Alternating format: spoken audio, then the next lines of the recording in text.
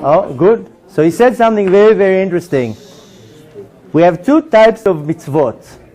One of them is between Ben Adam LaMakom, between me and Hashem. What Hashem tells me to do. And the other one is between Adam LaMakom, Ben Adam LeChavero, between me and my fellow person. And in essence, it seems like, yeah, Ben Adam LaMakom is very important.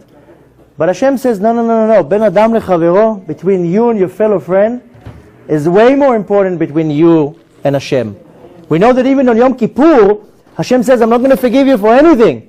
If there's a Jew out there, or another person out there that is upset with you, you have to ask his forgiveness, then come to shul to pray and I'll maybe forgive you for your things. The reality is, between Adam LaChavero, between a person to his fellow friend, that's much more important. Because we don't really, in essence, we don't really see Hashem. We don't feel really Hashem. It's very hard to have a real fear from Hashem. Not fear that I'm afraid He's going to break my bones. Rather, yir'ah, like respecting Hashem. But it's very easy to respect my wife, to my neighbor, my employee, my boss. The way we treat each other, that's the basics of everything. It's just between Adam LeChavero. And the way how I saw it, when they show me like the entire world from beginning to end, I saw that everything is sitting on just peace between two people. Peace between Ben Adam LeChavero. Ahavat Chinam. Yeah, that's the most important thing. Yeah, yes. Or what? This is just a mashal. What was the point that you say? The point is that some people, forget about how he was running after the bus.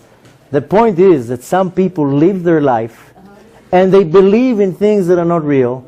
They chase things that have nothing, and they end up coming to the end of the day, like I felt in the cab, that I wasted 28 years of my life. I had a lot of money then. I had traveled all over the world. I was in the army. I was this. I had a diploma. I thought, I'm like, wow, look at me. I didn't have one mitzvah. I missed the point, as they say in America. I lived my life like, oh, I'm good. I have everything that I want. But you know what? The fancy car stayed at home. And everything that I acquired is nothing. That's when I realized, that's a shtut.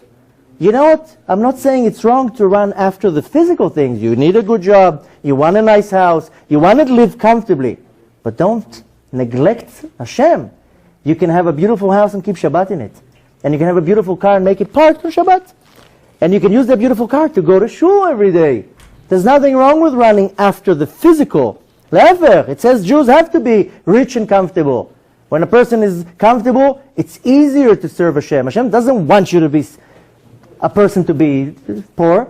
But the point is that I and many other lives their life like as if this is important. That's the mashal, the parable of the man who was just running after nothing. So when he came to the wedding, he was empty. He didn't even have his invitation. He didn't have nothing. One mitzvah would get him through the door. So you mean when you go to Shammai, not doing mitzvah, this is what happened, they block you over there? If a person comes up to Shamayim, first of all, each person is different. I can't tell you, there's not a law for everybody. We don't know each person what they are, who they are, where they came from, why they came back to the world. We don't know. You could look at a person and see he's not shomer Torah and mitzvot bichlal, but doing a little few mitzvahs. In essence, it would look like, oh, well, he's not doing nothing.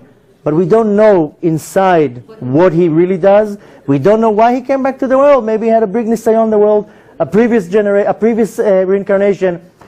Each person is different. I can't tell you like, oh, but yes, the reason why we came down to the world, Techav I'll be with you, the Arizal HaKadosh says a soul has to come down to this world at least 3 times to complete all 613 mitzvot, b'machshava, dibur, v'maaseh, thought, speech, and deed. So could be a person in this generation that previous reincarnations did a lot of mitzvot. He just came here to complete what he's missing. Maybe you just came to this world you're missing 12 mitzvot in machshava, 4 mitzvot in maaseh, and 7 mitzvot in speech. How do you know? Anything else that you do, that's already a bonus. Hashem wanted to give you a reward, bonus, do as much as you can. So I can't tell you, oh, you don't go to Shemayim without a mitzvah. We don't know what's the mitzvah. A person can live 80 years, not do any physical mitzvah, one time, help another Jew, that's his mitzvah. So we don't know the cheshbonot. But I gave the mashal, the parable of the diamonds in the boxes. Hashem tells you, you're here for 60 years, 80 years. Pack it up. Pack it up. Why waste the time? Every mitzvah, 1 second of a mitzvah, our mind cannot fathom the reward the soul gets with 1 minute of a shiur Torah. 1 pasuk of Tehillim that comes out of your mouth, our mind cannot understand it. Why should I? I always give the same example. Not too long ago, I was in a lecture somewhere in Westchester. I finished a lecture like this, 7-hour lecture. I came out to the car, my mind was exploding. I came into the car, I put in the GPS exactly an hour to come home. I was like, okay, 3 o'clock in the morning, I put a nice CD, I open the windows, I start driving, air on my face, and I enjoy the music. And then I was like, wait a minute, I can now sit a whole hour, have nice wind on my face, listen to nice music, or I can put now a CD and listen to a shiur Torah the entire hour. What am I going to get? Here, I'm going to get a headache, going like this for a whole hour. My neck will hurt. Will be nice wind.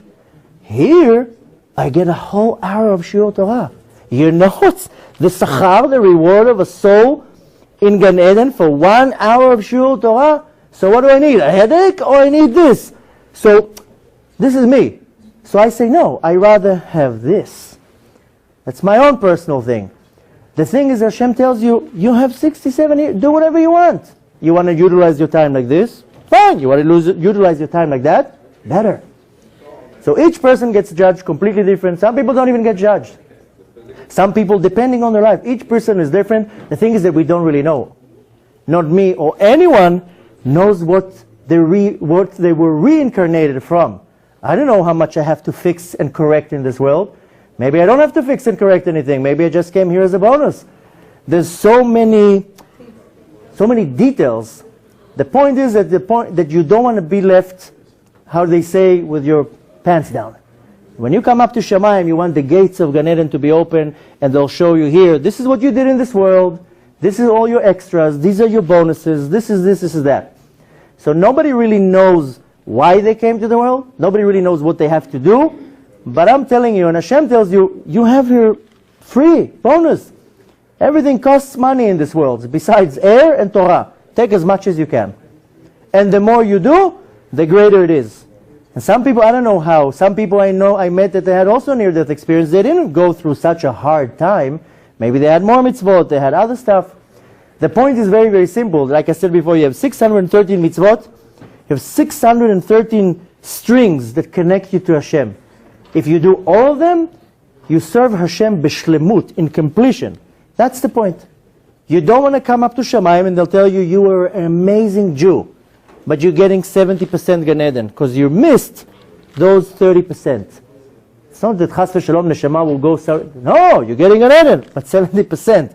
Then the Neshama is like, wow, one more of this, one more of this, one more of that, I could have gotten my 100% Gan Eden.